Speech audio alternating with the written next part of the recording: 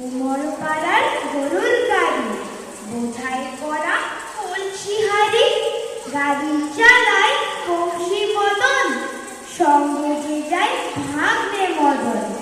হাট বসেছে শুক্রবারে, বক্সিগঞ্জে পদ্মা পারে, জিনিসপত্র জুটিয়ে এনে গ্রামের মানুষ